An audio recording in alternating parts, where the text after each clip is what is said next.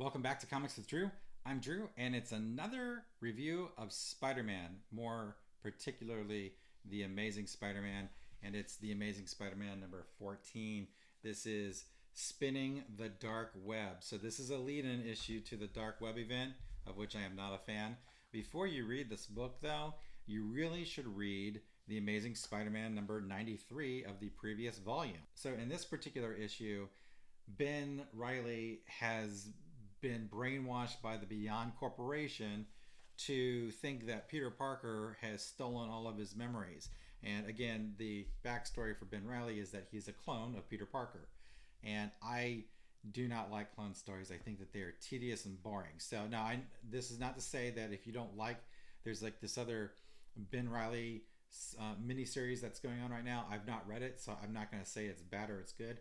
All I can really say is that the usage of the character has just not been my jam. And so when I saw this, I was like, oh my God, here we go again. At the end of 93, Ben Reilly becomes Chasm, right? And so he decides that he's going to go on this mission to find whatever he needs to get his memories back from Peter Parker. And that was the end of that volume. The next volume was this new one that I've been reviewing every issue of. I've got a lot to say about it. So this is not going to be a 5-minute comic review. This is going to go a little bit longer because there's a lot of stuff that I just don't like. So to give you a brief synopsis of the plot, Ben is trying to find Peter Parker and he's trying to get him to wear some kind of weird helmet that's supposed to take his memories and give them to Ben. I don't know. We don't really get into it other than Ben is on this quest and Janine gets bored with it, and then she decides that she's going to leave him, but then she goes to a diner and the diner calls the fuzz on her. So then she says, I'm done with this world being so terrible to me. I'm going to do anything you want to do, Ben, and we're going to do it together because that's just what we're going to do. And then we have a Star Wars reference here, so yeah, it's not the best writing. So after they reunite, Ben decides that he's going to go to this limbo area, zone, whatever, and he's got I still don't know. I really don't know why. Okay, but this is a limbo zone. It's basically a weird hellscape where Madeline Pryor, I guess, from the X-Men is a clone, and she's in charge of this. I honestly, I could not give less of a dang about this story. And it's just, the whole thing is, this whole issue is nothing to do with Peter Parker Spider-Man, right? And that's my big problem with it. I don't care about Ben Reilly, okay?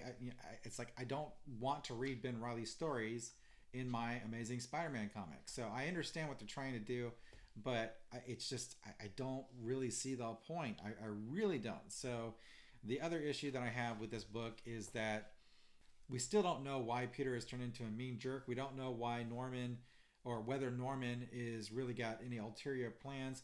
And it looks like we're just doing this dark web event and we're going to hijack the entire next 4 issues of the comic to do it. And it just pisses me off, right? So anyway, I don't really have a lot more to say about it. So I'm not going to sit here and tell you that this is great, this is wonderful. The book drags on. I don't care about these characters. I don't care about any of these characters. The only thing that this book is really good for is that it's a first appearance that I'm aware of a new character called Hallows' Eve, which is what Janine gets turned into when she decides that she's tired of the world taking advantage of her. So Madeline Pryor gives her some kind of weird spell. Next thing you know, she's got a pretty dope outfit. I am not going to lie. The outfit's pretty cool. I dig it. But at the same time, I don't care about Ben Reilly's quest to get his memories back. It's boring to me.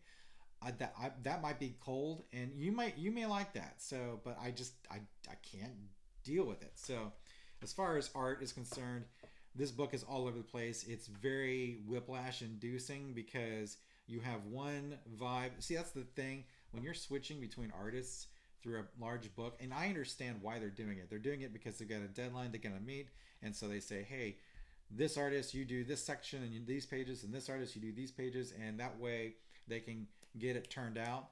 But the least you could do is pick artists that have similar styles, right? The book opens and the art is, it's okay.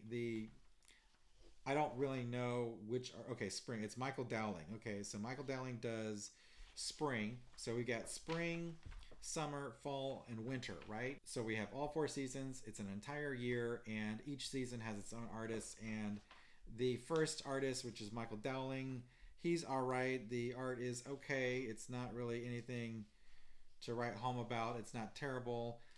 The next one though is summer, and I am sorry, this looks awful. I cannot stand art that looks like this. It's not that the artist is bad. I just hate this style. So it's super heavy on the inks, and it's really cartoony, and the anatomy is warped and weird. And it's not that anatomy is perfect and all these different things, but I think what they're doing is they're like saying, hey, we think that this artist can draw a weird hellscape fantasy land, so we're gonna hire him for this. And I just don't dig it, right? So then we have fall, and I think fall actually has the best art of the book. I actually got the best layouts. I'm not gonna lie, some of this stuff is good. It's just not my jam, generally speaking. That's Terry Dodson and Rachel Dodson. Actually, it looks like that might be a team here, and they work really well together. So we've got excellent layout here. That's the best part of the book, and this is the, I guess it's the most critical part of the book because of the fact that this is where they introduce a new character. So absolutely, the highlight is fall for sure. But then we go back to winter, and winter is also again weird. I don't really dig it. And we've got Ryan Stegman, and Stegman's a usually pretty solid artist, but I just don't like what he's doing here. It just looks weird. Basically, the bottom line with this story is that Chasm and Hollow's Eve now are a supervillain team, and they're going to be going into New York, and they're going to take Madeline Pryor's army, and they're going to take over New York because I guess that's just what you do. But part of that is the fact that Chasm wants to drag Spider-Man into limbo for reasons. So I maybe you like the book. If you like the book, more power to you. I can't stand this book. I don't like the art. This is John Romita Jr. again on the cover. At least find an artist that worked on the book for the cover. That would probably be nice. Why can't we just have a good Spider-Man comic book? I mean, we had a pretty decent arc with the Hobgoblins, and we look like we might be getting someplace here. And they even had a really good setup with the ending to that. But they just decide they're going to do this dark web thing. So I don't like dark web.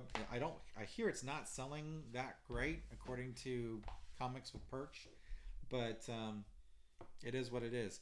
So that's a review for Amazing Spider-Man number 14. It's a terrible book.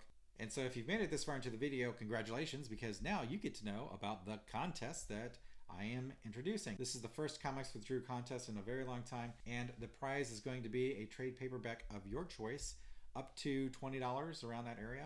To enter the contest, go ahead and like the video and leave a comment, and in your comment, let me know what your favorite Spider-Man artist is. He can be anyone you want as long as this person's been a Spider-Man artist, and that will enter you into the drawing. At the end of this series of videos of dark web Spider-Man comic books, I'm going to go ahead and do a live stream where I'm going to run a random name generator, and I'm going to pick a name from that list. And once that's picked, I will go ahead and ask that person what trade paperback graphic novel they want and go ahead and send it to them. So thanks for watching Comics with Drew, and I'll catch you next time.